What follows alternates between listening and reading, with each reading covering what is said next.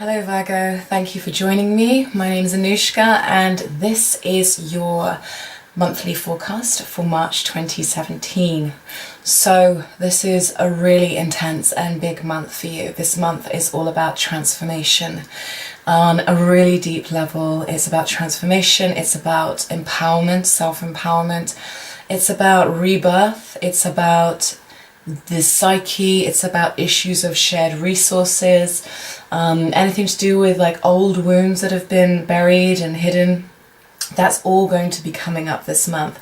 But it could be a great month, a great kind of reset month. And you know, we're going to be going into spring, and Aries is technically the start of the new year. It's the astrological start of the new year. So what better way to go into the new year? You know, you get this chance in March to just transform and really wash out some deep stuff and go through some deep processes, so that come spring, in the northern hemisphere anyway, you're ready to just go ahead with life and move forward.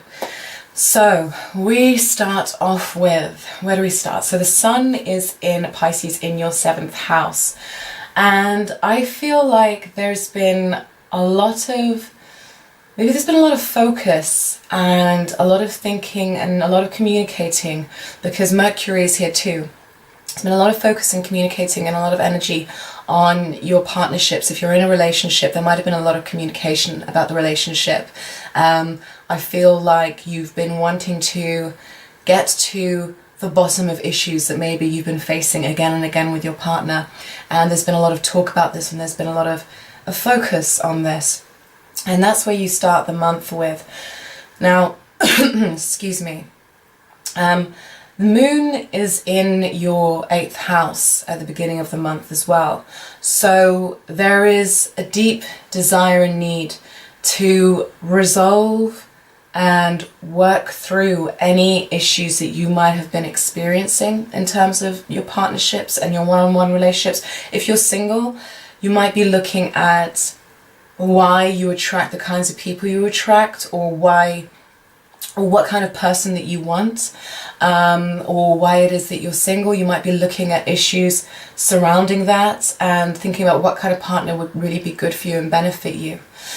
On the 3rd, Jupiter opposes Uranus. Now, Jupiter is in your 2nd house and Uranus is in that 8th house. We've got at the beginning of the month, we've got 4 planets in your 8th house, and that's the Moon, Venus, Mars, and Uranus. So there's a lot of activity going on in the 8th house.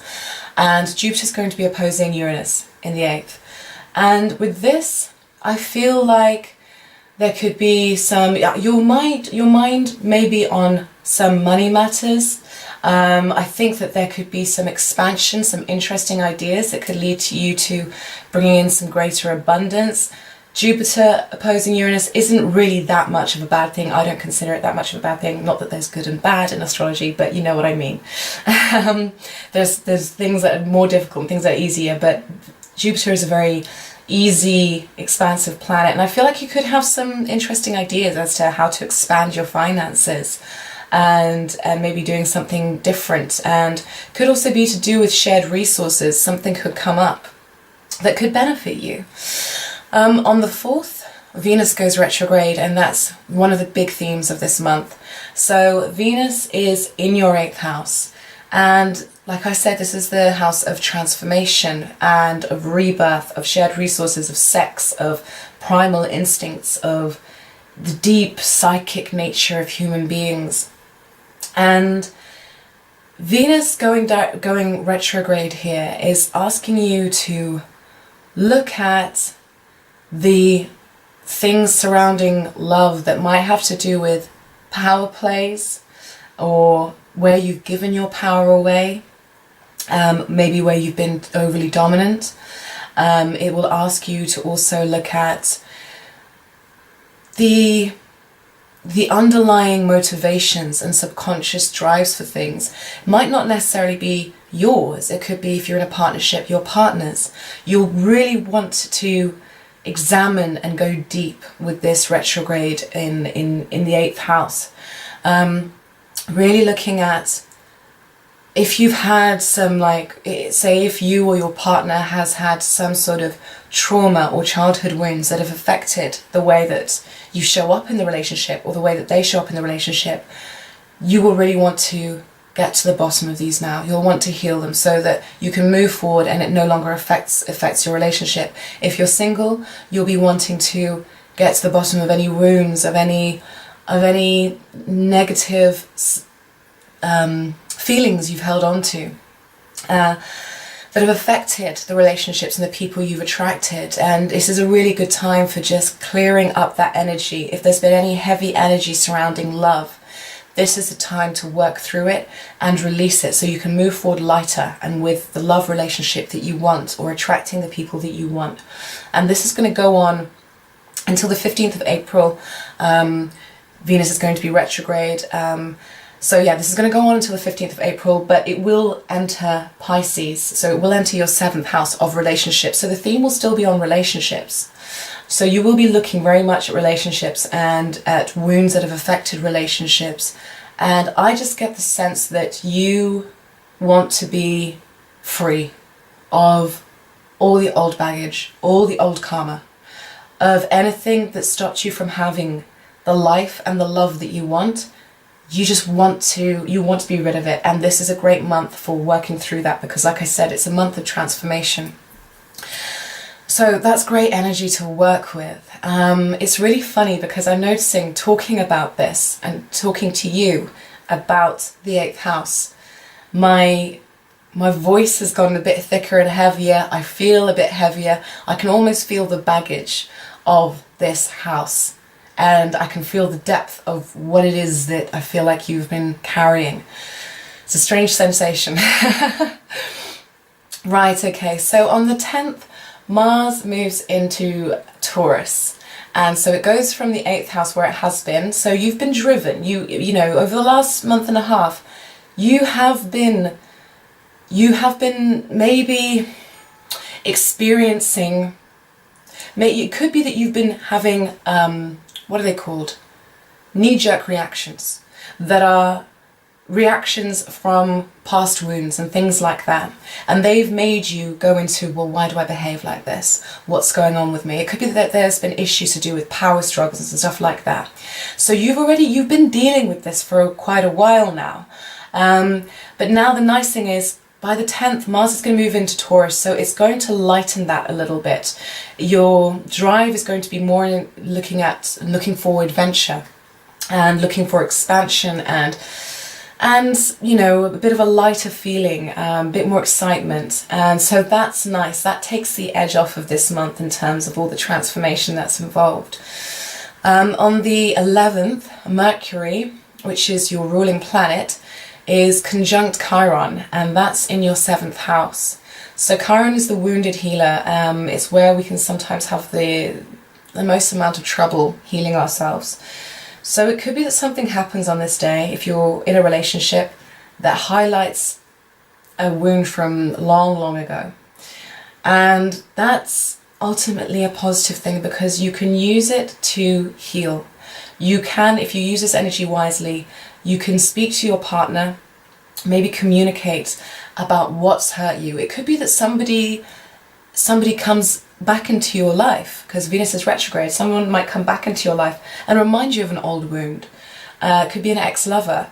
And so just be gentle with yourself on the 11th, because, you know, relationships and old wounds could resurface.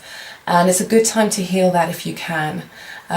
Talk it out if that helps, you know, write about it, whatever you need to do. On the 12th, we have the full moon in your sign. So that's a nice positive thing. And it's trined by Pluto, and Pluto's in your 5th house.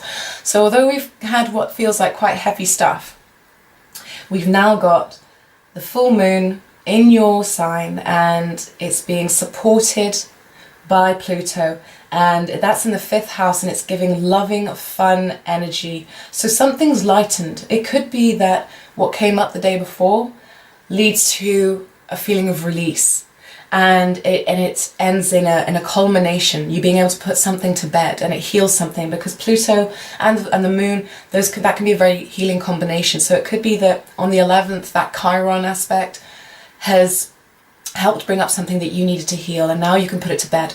Or it could just end up being that you have a really lovely day where you feel really connected to love and joy and or your partner or your children, and it feels healing. It feels like what your soul needs at the moment. On the 13th, Mercury goes into your 8th house, so your mind is on money.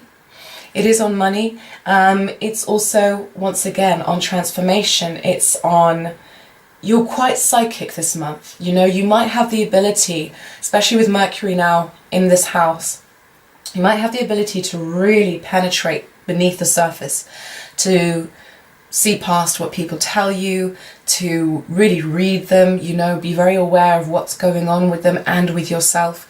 And that's great. That's a great way to gain some insights, because this month is all about insight, transformation, self-empowerment. Just use it wisely. Don't use that in order to hurt anyone. Not saying you would, but you know, we can all be callous at times. But there's a lot of insight there, and you're going to be able to, if you want to get to the bottom of things regarding you or a loved one, or healing things, you really, really can.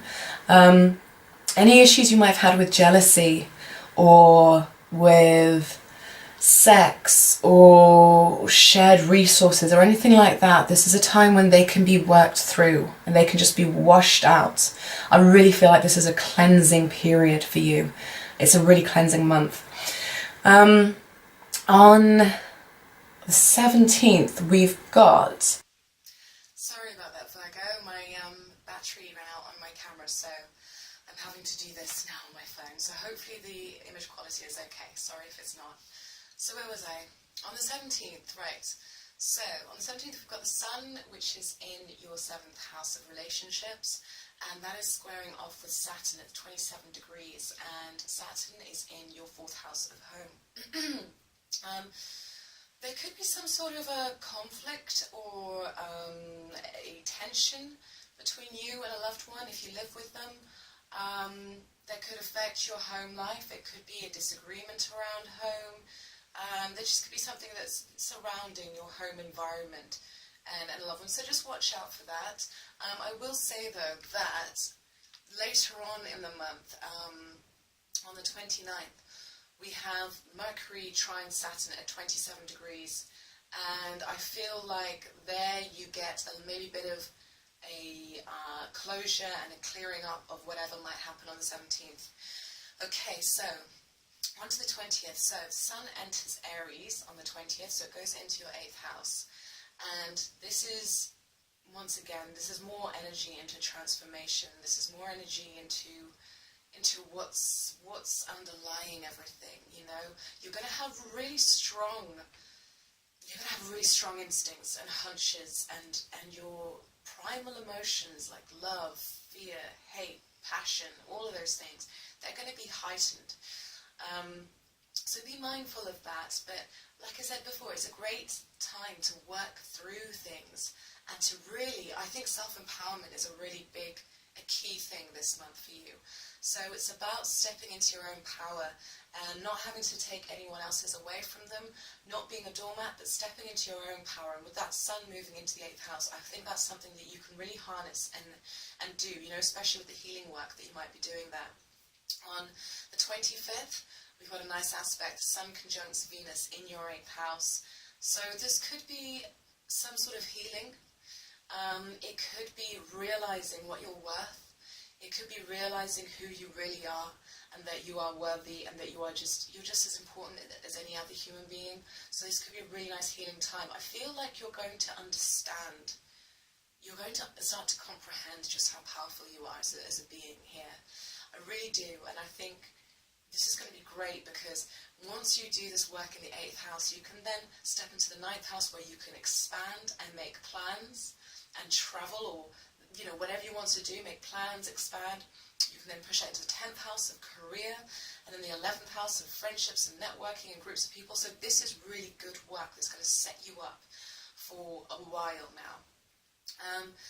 Okay, then 2 days after the Sun conjunct Venus in the 8th, we have a new moon in the 8th house.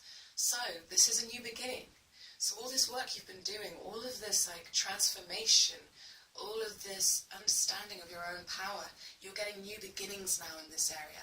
Now that you've been doing that work, you've been doing that soul searching, you're starting to get the new beginnings, and this is really going to pay off for you. I feel like you're going to come out of this month feeling so empowered. And then we have on the 29th, like I mentioned before, Mercury in the 8th house, trining Saturn in your 4th house of home. So if there was an issue between you and your partner on, on the 17th to do with house and home and where you live, or maybe it was even to do with your family, or it was something to do with your past, there might have been some tension there, or you might have felt slightly blocked by maybe the actions of a family member. Now, on the 29th, there's communication.